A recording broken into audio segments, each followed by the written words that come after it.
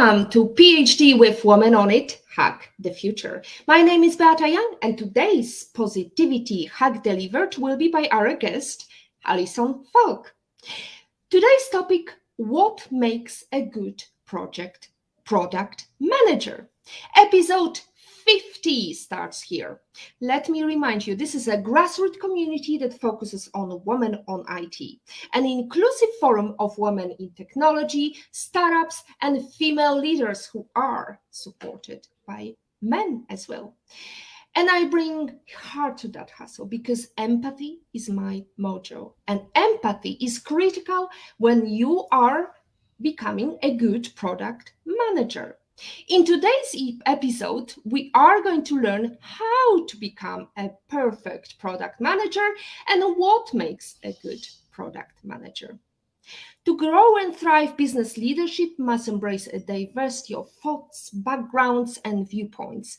Gone are the days of cookie-cutter management. What all product managers have in common is that they've mastered a handful of hard skills, including customer research, the ability to identify market opportunities, and product modeling and road mapping, as well as the essential soft skills a PM needs, including strategic thinking, leadership, communication, and collaboration skills, and especially empathy. Alison Falk is a highly organized, collaborative, and deadline-oriented product manager, award-winning founder, and international speaker whose areas of expertise include business and technical acumen, brand maturation, and strategic data-driven planning. She is the founder of Women in Tech PGH, a nonprofit that prioritizes a holistic approach to learning emerging skills and technologies. Alison is also an international speaker and hack not crime advocate. With 6 years of demonstrated leadership experience, Alison has designed, developed, and organically scaled tech-related products. Alison, tell me, where in the world are you? Hi, Vera. Right now, I am in Boston, Massachusetts, in my apartment. But you have been traveling a bit, right? You are involved in many initiatives, including Women in Tech. Can you tell us a little bit about that? Yeah, absolutely. So I started Women in Tech Pittsburgh back in 2017. I was really lost in my career, didn't know about technology, and I saw a lot of people transitioning into tech who didn't go to school for tech. And so I was thinking, after graduating college, maybe I need to go back and be a server at a restaurant again because I really don't know what to do. I don't know how to get a job. And I had nobody in my immediate circle who could help guide me through that. So I ended up enrolling in a boot camp. And from there, I became a software developer and I got my first role. I was the only woman on my team and I had a lot of different hardships that I felt like my peers weren't able to relate to. So I started Women in Tech Pittsburgh to start talking about how we can solve some of these problems, how I could share my journey to help other women break into technology, and to also highlight the women in tech that were from Pittsburgh to showcase the amazing work that they were doing, as well as kind of dispel this myth of like, you don't need to be a programmer to be in tech. You can be successful without being technical. Since then, Women in Tech Pittsburgh has developed into this really amazing, holistically driven grassroots nonprofit organization with a very amazing team, a really amazing founding team. And we offer a lot of educational resources and programming to help folks break into the tech industry. That's quite a lot of data, quite a lot of movement, and quite a lot of activities you've done. You told me, though, that this is the first speaking engagement after a year ago. Is that correct? Yeah, so I actually used to speak a lot. I used to live in Taiwan. So when I was there, I did a lot of speaking for my master's program and got to present a lot of the research I did to different journals and different committees. Coming back to Pittsburgh and breaking into technology, I started to explore really unique areas of the field, such as the intersections of sex and technology. And this really relates to a lot of different areas. For me, it was really focused on cybersecurity, sex education, making sure that things that we were sending over the internet were being discussed. Although taboo, it's very important to keep people safe in this field and raise awareness on how they can keep themselves safe. So through that, I also got a lot of speaking engagements, and I got to speak at Google, I got to speak at Cisco, and I also got to speak at Berlin Film Festival, which was really awesome. So I did get a lot of exposure through that research. And that's worth mentioning that actually, thanks to your engagement with women in sex tech, this is how I first saw you, met you, and this is how I thought, well, I would love to have you on the show. But let's go into the PhD topic, how to become a great product manager. Let's ask you a question. According to McKinsey & Company, product managers spend around 18% of their time defining a product strategy. Is that the thing for you as well? Is that 18% or maybe a different percentage? And what about the rest of the work? So for me, I don't know if I could really nail down a specific percentage of how much time I spend defining a strategy, but I can say that every week for me is different. Every week there's a new problem that I have to solve. And that's something that I personally really love digging into. So I spend a lot of time in meetings. I spend a lot of time trying to learn about how other people think, learn about the customer and their workflow, and understand how to communicate these issues with other people so that I can kind of follow the breadcrumbs and figure out what the best solution would be to create value in solving a problem for our user. So in a day-to-day, I would say I spend about 80% of my time in meetings, and the rest of the time I spend kind of strategizing, brainstorming, and thinking and trying to organize my thoughts so that I can present them with others to allow them to kind of poke holes in the solution that I want to provide and come up with the best solution for our users. So how did you get into product management? This is a great question. So this career is something that kind of fell into my lap. I had no idea that it had existed. And when I talk with other women who are also product managers, I ask them the same thing. I'm like, how did you know about this career? And they also said it was something that I stumbled upon myself, but a little bit later in my career.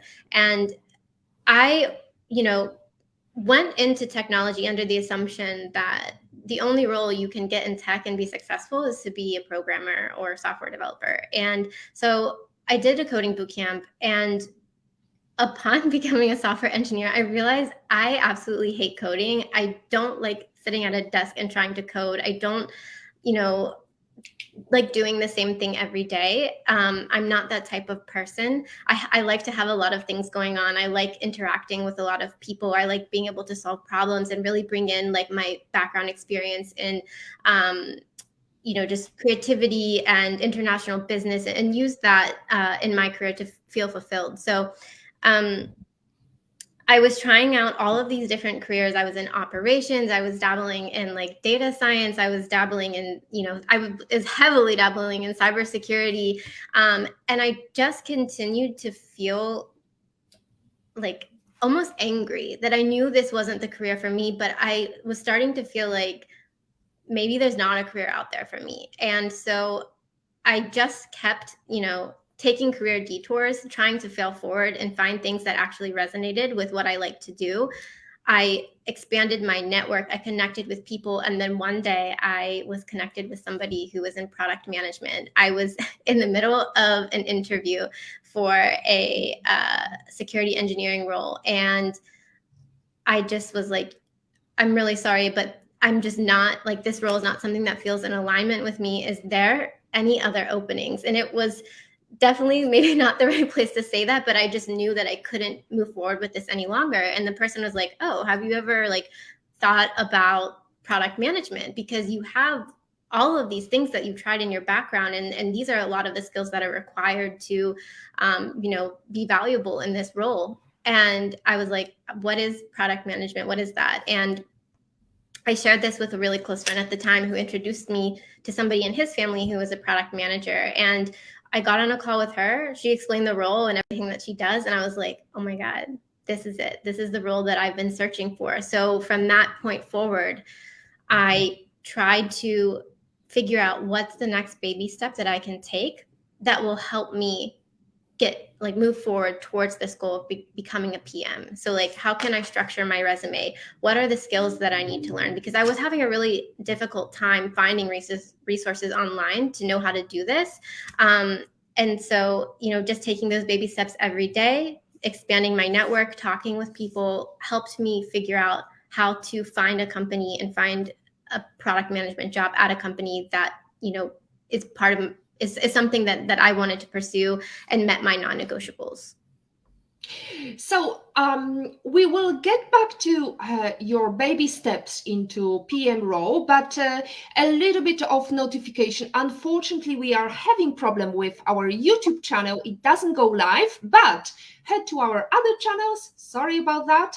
And just a little reminder, this is Positivity Hack Delivered. It's been started during pandemic. I started this series because I wanted to inspire our community members with great speakers from all over the world. And we have got already lovely comment from Esmeralda. Hi, Alison, you're so pretty.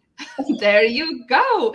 So if you want to ask questions to Alison, go ahead. This is your chance. Don't wait till the end of the show.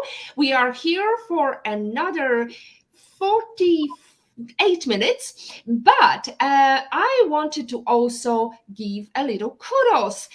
Brendan Kumarasamy, congratulations to Brendan, founder of Master Talk, for successfully delivering Master Your Communication webinar. I also wanted to say a great kudos to Sheba Wilson. She is a great leader in the field of coaching. She was our guest.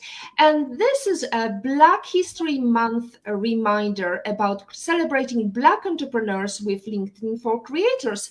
Our words of appreciation go to Sheba, Executive Director of the John Maxwell team. Let's go back to these baby steps you took, Alison. So you decided to go to PM, but really the question is, how do you break through the chain? Well, you can't get a job because you don't have experience, and you don't have experience because you can't get a job. Yeah, that is a pickle. So what I usually did when I was trying to test out different careers in technology was I would try and see how I could structure my resume to reflect the job descriptions. And I think this is applicable to any job that you want to apply for, right? You want to make it look like you know what you're doing, because you do know what you're doing, but it's just a matter of how you structure it for the reader. And with product management, I identified the core skill sets that I felt would help me stand out and thrive in this career at the companies that I wanted to work for. And so I made sure that I highlighted that in my resume. Beyond this, I wanted to see where my gaps were. So I would, if I knew I had to learn how to identify appropriate success metrics, I needed to learn how to give better presentation skills, for example. And these aren't, I'm just spitballing right now of like some ideas that I have on the spot. But once you can identify these gaps in your resume, then just take baby steps, go on YouTube and find somebody who's teaching this specific skill set. So it doesn't necessarily need to be like how to identify success metrics as a product manager, but maybe just like, how do you identify success metrics? What are those even? And be able to speak to those at a high level. When you apply for a job, it's also really important to know that the majority of those skills can be learned at the company. So for example, the company I work for now is a cloud company. I don't at the time, I didn't know anything about the cloud, but I had a background that would help me ensure I can do my job appropriately and successfully. And so I wanted to make sure that I highlighted that in my interviews, and also wanted to highlight that, in this role, you have to be really curious. You have to be willing to follow the breadcrumbs. You have to be able to work with people and like working with people, because you're on meetings all the time, and you have to be able to communicate effectively. So if you can learn how to do this, it's really important that you showcase that. And also, you also need to, I'm sorry, I lost my train of thought, but I would say that it's really important that you're passionate about the job, and that you're able to share that with the team that you're interviewing with. Absolutely. Passion makes half of the success in any job interview. Now, let's go into Olga Vasina's question. Hello, Alison. Great to see you on Beata's Brilliant PhD show. How much emphasis do you put on academic education as opposed to learning work skills?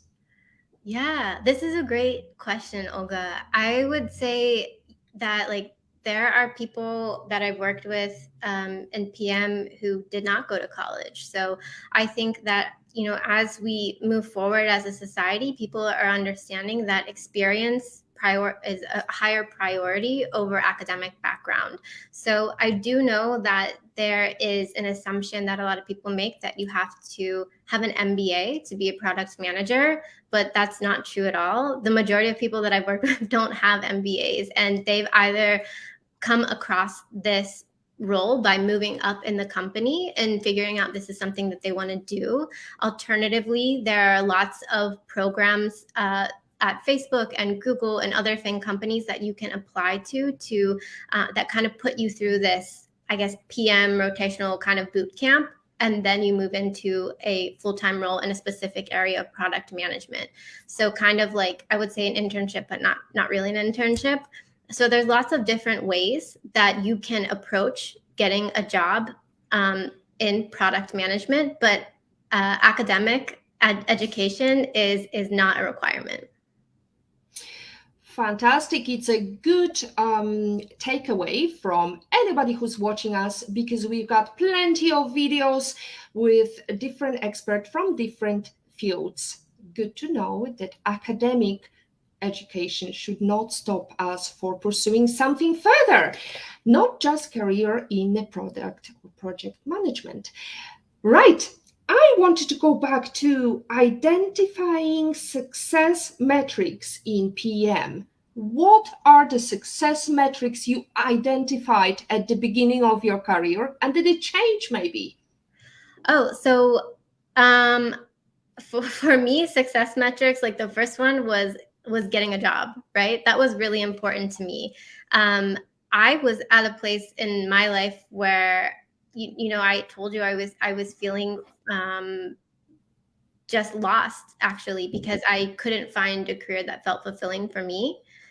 I came from a really unstable background. I was sleeping in the basement of my ex-boyfriend's parents' house on a cement floor on a popped air mattress. So I was just feeling, where the heck do I go? What do I do? And you just have to keep trying. You have to just keep putting one foot in front of the other to get to where you want to be. So identifying success metrics is really different for everyone. You have to first figure out, what is it that you like doing?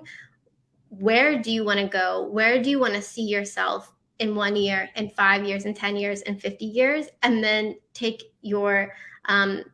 create your goals and your metrics from that overarching goal, and then break that down into those baby steps. And then once you hit each one of those steps, you really need to be able to reward yourself and celebrate in order to keep moving forward, so that you don't start resenting the goal that you initially set for yourself. Excellent. I like the celebrating part as well. We talked about it with Shiba Wilson about at her Master Talk PhD.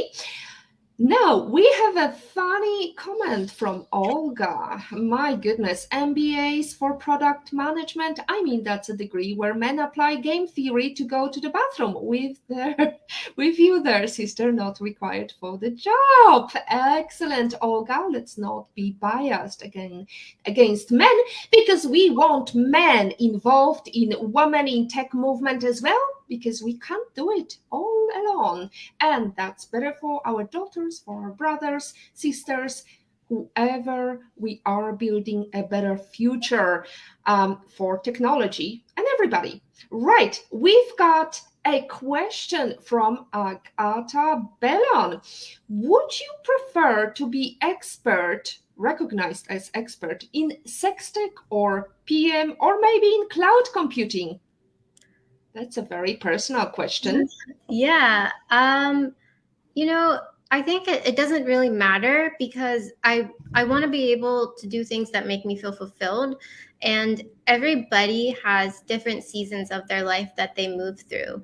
And so in the past, ensuring that sex tech was a career validated and acknowledged by the tech industry was something that was really, really important to me at that time. And I feel that it is now getting the visibility to help move it forward. More people are joining this specific niche area of tech and creating companies and finding a home there. So I feel like in that season, being in sex tech and contributing to the research of that industry was really, really important to my happiness. And then seasons change, right? So I think it's important that everybody remembers you can always reinvent yourself. So when you find something new that lights you up, you need to follow that light, and then you can become the person that you want to be in that moment. Oh, that's very inspirational and motivational. Let's not go into too much of a talk, mentor talk. Let's go into PM again. Alison, what would you say, what does a product manager really do? And is there a specific role for each company, or is it universal for whichever company you're working for? Product management is absolutely different at every single company. So it really depends on where you're working. And it also depends on if you're working for a small company or a large company. So, for example, at the company I work at now, I have a lot of peer support. I have peers who do UX research, customer research, customer success management, product marketing, etc. So I can really focus on coming up with the best solution for the specific problem that I'm trying to solve. At startups, however, you may be doing all of those things yourself. So you may be working a lot. You may be trying to solve you may be just like even developing the product for a startup company, but you'll have to be writing the press releases. You'll probably be writing the FAQs. You'll probably be helping out with marketing. You'll probably be doing every single thing until that company grows to be able to offer you that peer support. Okay, so what does it mean for you? What do you do on a daily basis? My day-to-day is definitely different every day. One of the things that I really appreciate about my company is that we have no meeting days, so that I can have pockets of very deep focus. That's really important for me to be able to get work done. Sometimes, when you're having a lot of meetings, or you're, being pinged a lot for different questions or whatever, it can kind of distract you, and you can't really get a lot of work done. So what I like to do is in the mornings, block off a specific time slot on my calendar, so that I can have that moment of like deep work to reply to all my emails, catch up on all my Slack messages, on my Microsoft Teams messages, and make sure that I can get back to people who require a response from me. The rest of the day I spend in meetings, trying to problem solve and dig deeper on specific issues, and see how I can help support people and other teams that need input from my domain expertise. And then at the end of the day, I like to wrap everything up, make sure that all of my notes make sense to me, so that when I come back to them, I can understand them and be able to share them with others who may need input on that area as well.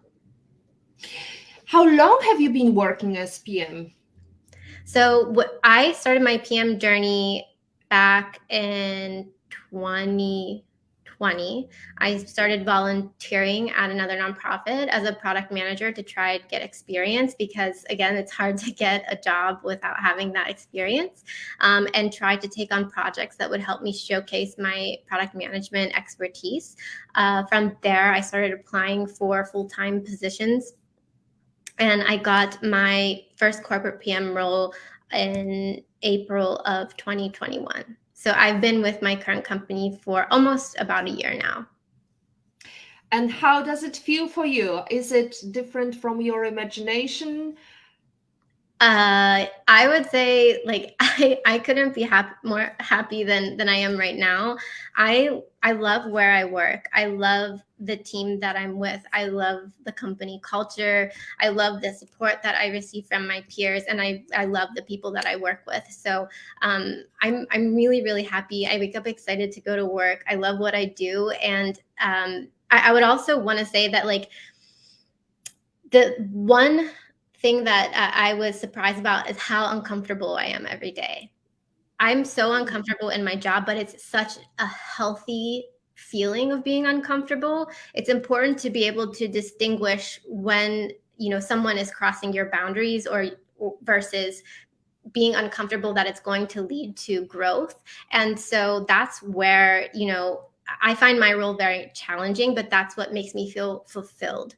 And so through all of this challenge and through all of this, like, uncomfortability, I have become a totally new person. I have accelerated in, the skills that I've acquired to be a PM, and I couldn't be more grateful for the opportunity that I was presented. Is it difficult for you? You're quite a young-aged female. Is it difficult to build your career in tech company for you? No, I would say that everybody that I work with is very kind, very supportive, and really confident in all of the women who work and the product management business unit. And I would say that I have never been more supported than I am at this company right now, thus far in my professional career. That's beautiful, and I believe it's not just because you know that people are watching us on the live stream in LinkedIn and Facebook. Unfortunately, YouTube, as I mentioned, is not functioning at the moment, but we will release that video later on.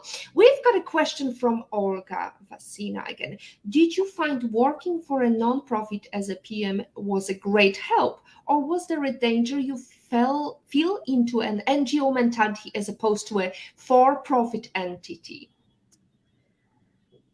I think it was great because product management, I would say, isn't really something that is common in nonprofits, but I like pitched myself and utilized the opportunity to learn product management skills, to learn how to write a product requirements document, which is also sometimes called a spec, to learn how to solve customer issues, to learn how to create personas. So it was a really great experience, and it was something that I was able to take to my interviews to showcase what I've learned and how I can use that if I were to be accepted for a job at the company I was applying to.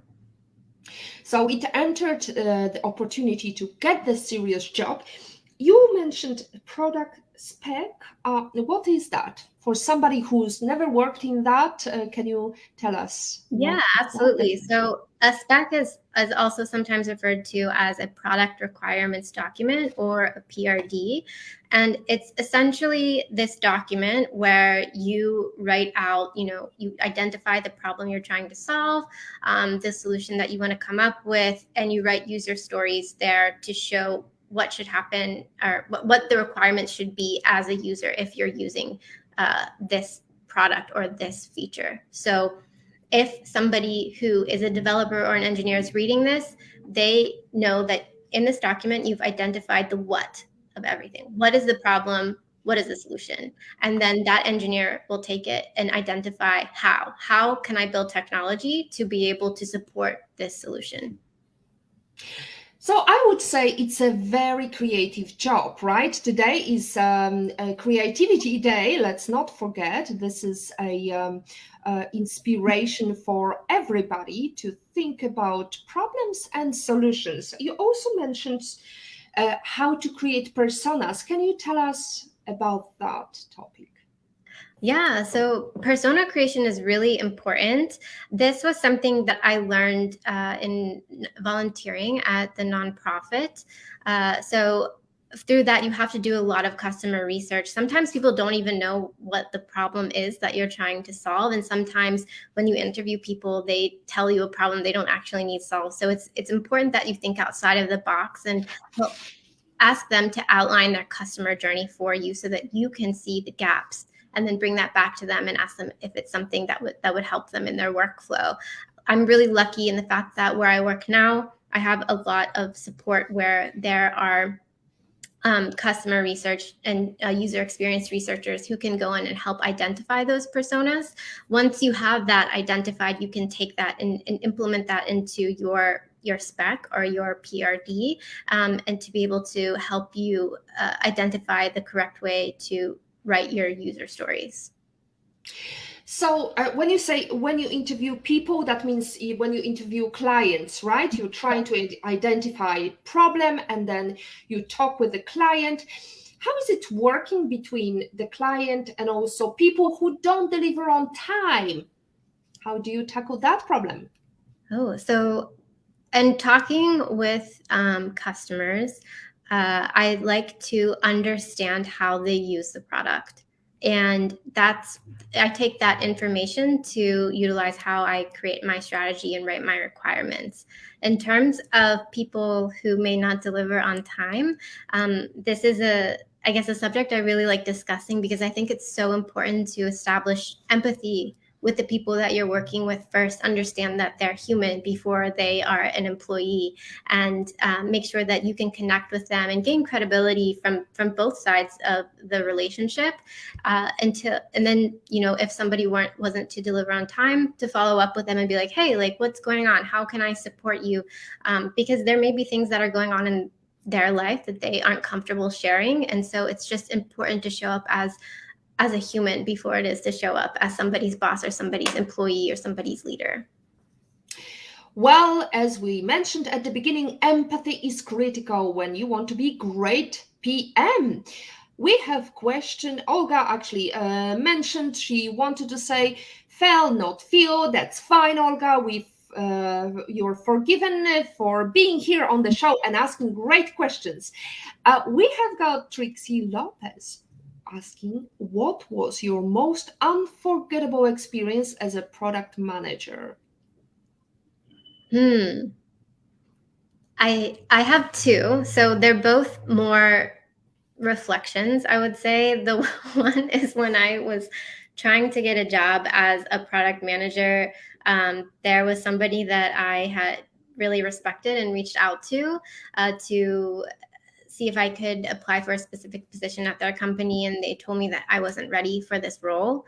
They didn't really even give me a shot at applying, so it felt a little bit disappointing because I think they didn't really even know my background. And then a couple months later, I got a job at a company where I was like doing the same exact thing. So reflecting on that was kind of like, oh, okay, like this person didn't think I can do it, which made me want it even more. And it felt really good once I achieved that. The second thing was when I first joined the company that I'm currently at, I inherited work that I think was a little bit over my head, and I was really, really scared. I was very stressed, and again, I was very uncomfortable, but everybody at work was super supportive in making sure that I got what I needed in training or even just doing knowledge transfers or helping me identify the next steps. So something I'm really grateful for, and reflecting back on how far I've come, looking at the notes and questions that I originally took when I inherited this work make me laugh because I like to see how much I've grown. And this whole process has just been such an unforgettable experience for me, and it makes me just want to pay it forward. Right. We've got a very relevant question to your experience, your fact that you got that job eventually. Esmeralda is asking. It's a funny question. Being a PM is a stressful job. Does it pay well? Yeah, so some days are stressful. I'm going to be totally transparent about that, but it's what makes it all worth it. So, once that stress is passed and you've come up with a solution for the problem that was causing you that stress, it feels really, really good. And does it pay well? Yeah, it does pay well. It's a very rewarding career, especially if you get a job at a company that supports you through different types of benefits and, wellness packages. So I'm grateful that I've joined a company that does have those benefits. Excellent. Thank you, for asking question. If you consider being a PM, please reach out to us and we will be happy to have you on the show. Right. What is the day looking like? How do you start? Do you have some habits that you like to nurture that help you start your day as a PM? Yeah. Oh, I love this question. I love reading. I actually run the book club at my company. So we read a chapter every week and get together to discuss it. It's normally something that's related to working in tech or being a PM or something, about user experience. So I love reading. I try to read every day. I also try to take breaks from looking at screens. So, like, either looking at my phone or looking at my computer. I used to have a really great, like, morning and nighttime routine where I would wake up, I would go to the gym, and I would make sure that I do a little bit of yoga to stretch because I will get a lot of pain here from like slouching over my computer all the time. And make sure that I get outside. Getting sunshine is really, really important for me. I also picked up this tiny harp. So it's a little activity that I can try and learn that doesn't involve technology. So doing non-tech related things are important for me to try and ground and recenter myself. Outside of that, I would say a typical day for me right now, since I've just gotten back to Boston, have been traveling, is I like to wake up, I like to read, I stretch for maybe like 5 minutes, and then I get on the computer and I start having that time that I've blocked off to reply to emails and reply to colleagues, and then just like get in the zone. And then I like to take a lunch break and recenter myself again, and come back to work. This is exactly the time that we are speaking here. I'm very happy to have you on during the lunch break. Now, we have a question from Marianne, which is very related to what you talked about just a moment ago. Hello, Alison. How do you handle stress and stay happy? I, in the mornings when I shower, I really like to put on house music and just dance in the shower to try to just like let my stress go. It's something that I started doing during the pandemic because I really enjoyed going out dancing. And obviously that's something you can't really do anymore. So I started doing it in the morning before work in the shower. And it's something that just gets me excited. Something else that I love is matcha. So matcha, when I drink matcha, I feel really happy. I'm not sure why. I'm not sure if it's like an anchor to like a certain emotional state, or if it's the caffeine. But when I drink that, I feel very excited. I feel really motivated to make progress towards my goals. And then outside of that, I really just love reading so much. And I like going to the library and spending time outside. Right. Would you say this is also important if you want to become a great product manager? Yeah, I think, finding work-life balance is so, so critical, especially if you work remotely, right? Because there are more remote jobs now because of the pandemic. So with everybody working from home, the lines between work and personal life can get really blurred, right? Because like you're accessible 24/7, you have messengers for work on your phone, you have your work email on your phone. So it's important to make sure that you have those boundaries where you turn off and you're not focusing on work and you're not thinking about work, and that you make sure that you even schedule time in your own calendar to just be with yourself. Make sure you sit in total silence so that your brain can, like, I don't know, reconfigure itself and process everything that you learned during the day. One of the things that I learned during the pandemic is I read this book called Do Nothing. It's really, really good. I don't remember who the author is, but definitely check it out. It's a blue book. And, excuse me, she talks about when you're always working and you're always focused, your brain can kind of like stop functioning, and you need to make sure that you schedule time to do nothing, because your brain has to enter this stage called the default mode network. And during that time when you're doing nothing, your brain is taking everything that you've learned and processed throughout the day and categorizing it. So this is why, if you're trying to solve a problem and you just sit there and focus on it, it doesn't come to you. But maybe you go to sleep or you go take a walk and suddenly you're like, oh my God, like I have the solution. How did I not think of this earlier? It's because you allowed your brain to enter that default mode network state where it can organize all of the things that you learned and figure out the solution for you. Right, Do Nothing, the great book. Our production team found the title and the author. Do Nothing, How to Break Away from Overworking, Overdoing, and Underliving. Hardcover by Celeste Headley. Right, and actually Italian called it dolce far niente, and I love my dolce far niente, especially when I'm traveling, really being deep into that nothingness, and thinking about nothing, because usually there is a lot of multitasking. Is there in PM job? Absolutely. I would say I will be like in a meeting, also trying to answer Slack messages, also trying to answer emails and do all of these things at the same time. Recently, though, I've learned that it's not beneficial for me, and multitasking is actually really bad for your brain. Switching back and forth so many times can lead to, I think, early onset dementia and Alzheimer's. So it's really important that you identify the health risks when you're trying to do so many things at once. So recently, I made a commitment to myself that I want to be present on calls with people. I want to make sure that I'm really focusing on what's in front of me and the person that's in front of me, and giving them the respect and time that I hope that others give me as well. So people, please focus. This is almost the 15 minutes left at the end of our show. If you have questions, use this opportunity right now. Alison, I know you're working on something exciting. Can you share what you're doing? Yeah, absolutely. So, I told you, Beta, that I had really struggled trying to find a career for myself after becoming a developer and you going through this boot camp. And I had just been thinking that if I'm somebody that doesn't like coding after going through a boot camp, I can't be alone in this. I can't be the only one who's out there searching for another role in technology that is fulfilling and encompasses everything at the intersection of creativity, business, and technology. So I have started something called Product Manager Launchpad.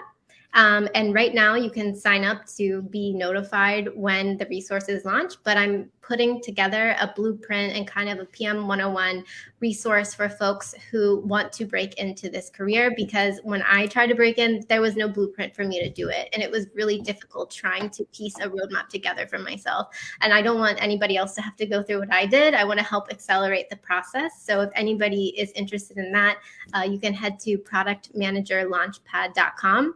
Or you can also go to my website, AlisonFalk.com, set up a call or whatever with me, and I'd be happy to just have some time to chat with you and help you figure out what your next step should be. Yay, that's an actionable point. Head to Alison's website to find resources and also to be tester of the Launchpad. Alison, let's talk about PM roles. So you started it when the pandemic was already with us. Do you think it's a different world for you, comparing it what it was before as a PM? Has it evolved? Has this role evolved for you, or do you think you prefer to work only online?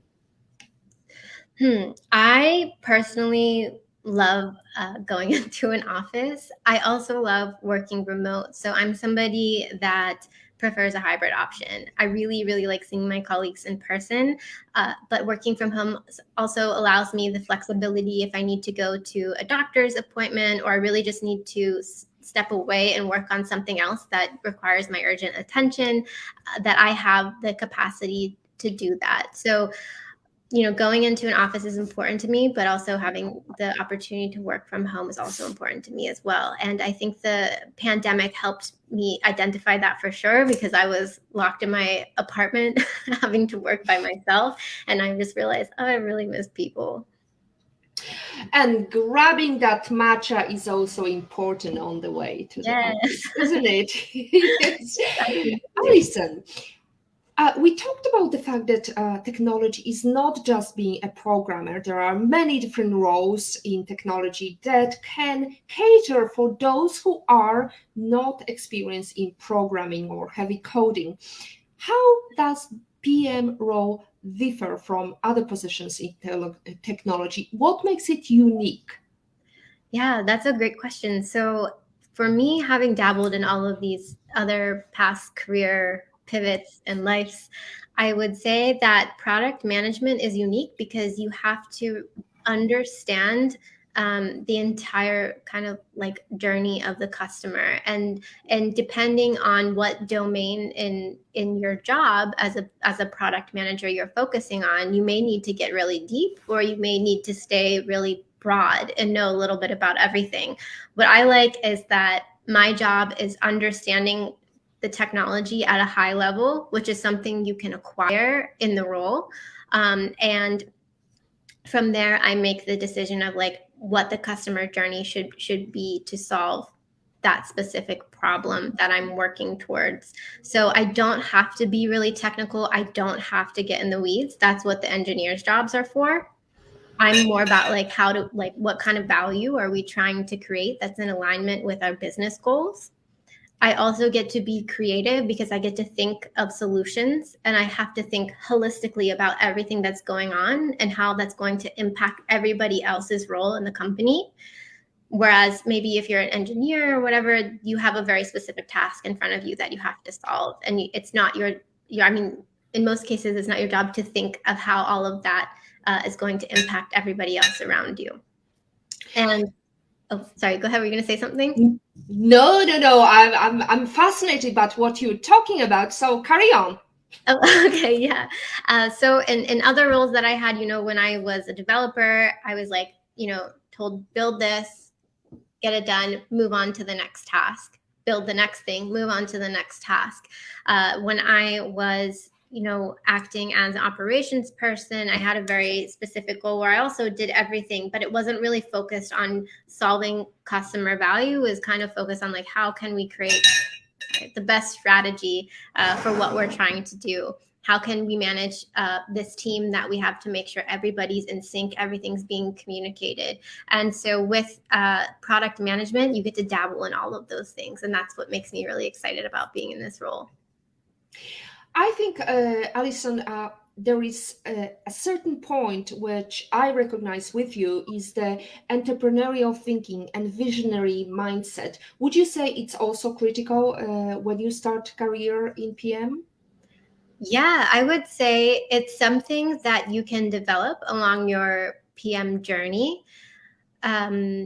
It does become critical at a certain point because you need to be able to be a doer, you need to be able to be a leader, and you need to be able to be confident in your decisions and how you make those decisions. And it's also really important that when you make these decisions that you have self-awareness and can take the bias out of the problem, take your ownership out of the solution so that you can put something forward together as a team, and you allow other people to poke holes in that to come up with the best solution together and deliver it together. So it's not just, as a PM, you're doing everything and delivering everything. You have to work collaboratively. Right, none of us are able to achieve success without some help along the way. Is there a particular person who you are grateful towards who helped you get to where you are? Yeah, I honestly cannot pick one person. I truly believe everybody comes into your life for a reason. So I have a lot of people in my life that I'm beyond grateful to have crossed paths with. Right now, I'm really grateful for one of my mentors who planted the seed to start the nonprofit Women in Tech Pittsburgh. I'm really grateful to my partner who is always championing me and advocating for me. And I'm really grateful for the people at work who support me in my journey as well to get to where I am today. And I'm also just grateful for my mom who brought me onto this earth, because I wouldn't be here without her. Absolutely. We are very grateful to all the women on IT who hack the future. Alison, in terms of a number one book, you can sit and think, oh, I wish I read it before I started my career. Yeah. Hands down, I would have to say Radical Candor. I actually have it right here because this is what we're reading in the book club for my company. And it has provided so much insight on how to work collaboratively, how to give and receive feedback, which is so, so, so important. I think a lot of the times growing up where we interpret feedback as somebody, criticizing us because we're not enough, but it's actually a moment where we can take that, parse through it, and understand how we can apply it to our own growth, to be better in working with others, and to be better in just like our personal lives and our professional lives. So this book has really changed how I thought about my career. PM is very the job of PM is very important when you think about solving problem. So what is your strategy for problem solving? I don't have a specific framework, but I would say it's really important that you gain clarity on the problem.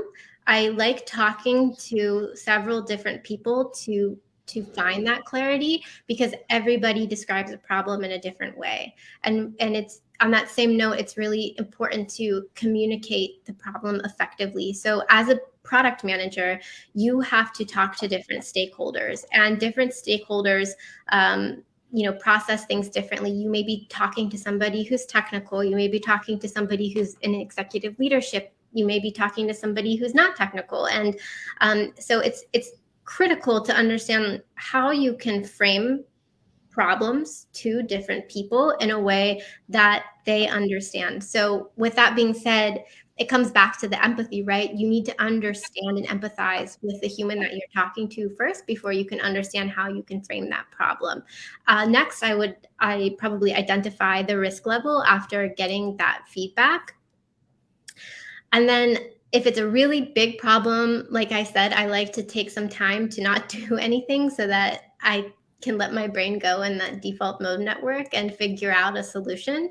And then from there, I would say, once you have the problem clearly defined, you know the details, make sure it's fact-based, that you're taking the bias out of it, you're taking the ownership away from it, so that you can work with your team to come up with the best solution. Right, it's the time to ask the question about your favorite life lesson quote. Can you share how that was relevant to your career or point in life? My favorite quote always rotates depending on where I am in my life and what's going on. Right now, I have two favorite quotes. So I really like the one from Henry Ford where it says, if you think you can or you can't, you're right. So it really dives into, like mindset. What is your mindset? What's your like mental programming right now? Do you think you can do it? Because whatever you think about yourself is true. And then it's up to you to change that. And I think that kind of segues into one of my second favorite quotes at this time, which I don't know if somebody who said this, or if it's some variation of something I'm making up off of LinkedIn.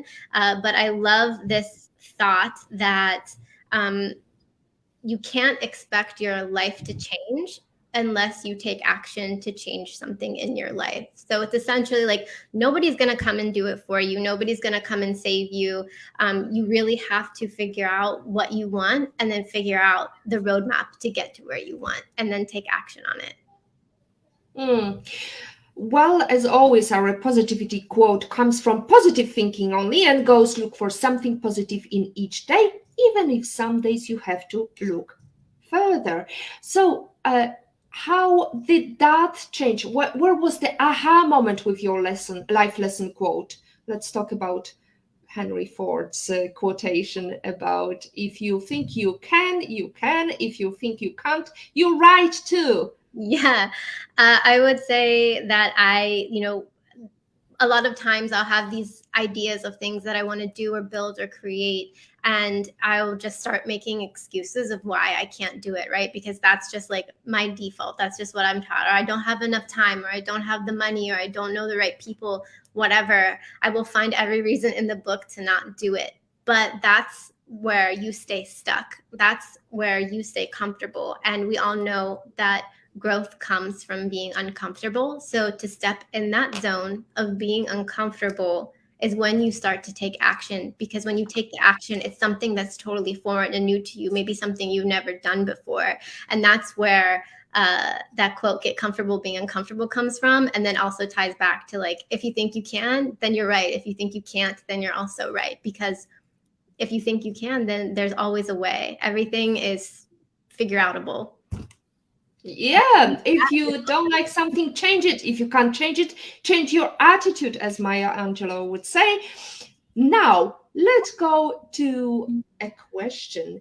If a pandemic was over and you could go anywhere in the world to have private breakfast with any person in the world, who would it be and where would you go to?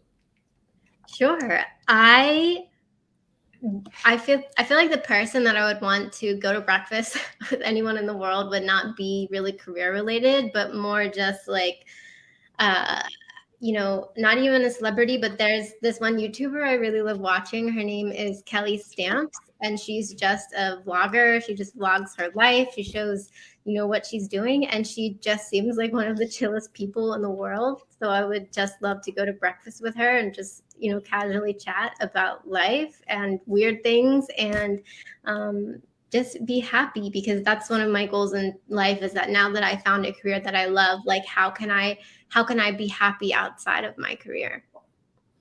So again, it's going to that dolce far niente, nothingness, doing and enjoying breakfast with Kelly Stamps. Olga is saying, love this show. Thank you, Alison and Beata. Inspirational as always. I couldn't agree more. Ladies and gentlemen, we are coming to the end of the show. Alison, it's been a pleasure to have you tonight. A great product manager has the brain of an engineer, the heart of a designer, and the speech of a diplomat, Deep Nishar said. How would you say is that dynamic working for you? How much of you have a brain of an engineer, a heart of designer, and a speech of diplomat? Is there a ratio for you, or you just juggle these things? I think I would hope to say that my heart is bigger than all of those other items, because it takes a lot of empathy and understanding and humility to be in this role for me. Beautiful. Empathy is critical when you're building your career as a great PM manager. Let me just remind you, when I had a preparation for our talk, Alison said, I love PM. I want to talk about that. And I was lost. I didn't know what we are going to talk about exactly. So thank you, Alison, for this great talk. Be stubborn on vision, but flexible on details when you're creating product management. Jeff Bezos said, if you are not embarrassed by the first version of your product, you've launched too late. That said Reid Hoffman. As always, our positivity quote comes from positive thinking only and goes, look for something positive in each day, even if some days you have to look harder. Thank you for great questions and comments from A. Esmeralda, Olga Vasina, Agata Bellon, Trixie Lopez, and Marianne Madera. Again, it's been a pleasure, Alison, to have you on the show. I wish your career is going to flourish and your launch of the new website is going to be a great success. Next week, we are going to have talk with our lovely speaker from England, talking about giving new life to one-use plastic. I wish you every success. Come next week to hear about how to use and reuse single-use plastic. Today is your day to hack the future, hack the positivity you want, and become a PM of the future. Thank you, Alison. Thank you, everybody. See you next week.